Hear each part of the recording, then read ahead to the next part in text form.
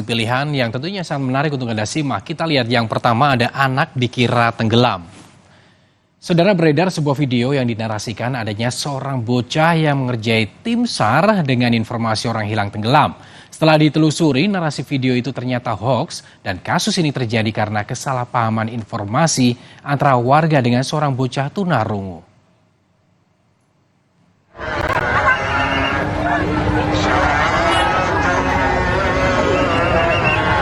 Tim SAR gabungan berupaya mencari keberadaan bocah yang diduga hilang di saluran irigasi Kamis sore. Peristiwa menggemparkan yang terjadi di Kabupaten Brebes, Jawa Tengah ini berawal dari laporan warga. Mereka mendapati seorang anak tunarungu yang berteriak dan diduga meminta tolong. Mengira ada rekan sang anak yang tenggelam, polisi langsung menerjunkan tim SAR untuk mencari keberadaannya.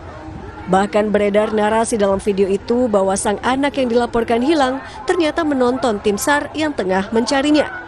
Namun polisi membantah hal itu. Itu hoax, karena sebetulnya mereka tidak tahu siapa sih sebetulnya anak tersebut atau anak yang hilang itu, mereka tidak tahu, warga pun tidak tahu. Sampai kami pun sampai saat ini tidak ada yang mengetahui, karena barusan anak dengan keterbatasan hanya mengemukakan sambil menunjuk, tetapi itu tidak ada temannya sebetulnya. Itu yang kami laporkan.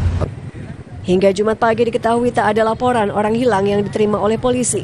Dan proses pencarian pun dihentikan lantaran diduga peristiwa ini hanyalah kesalahpahaman informasi antara warga dengan anak tunarungu itu. Yuli Hardianto, Kompas TV, Brebes, Jawa Tengah.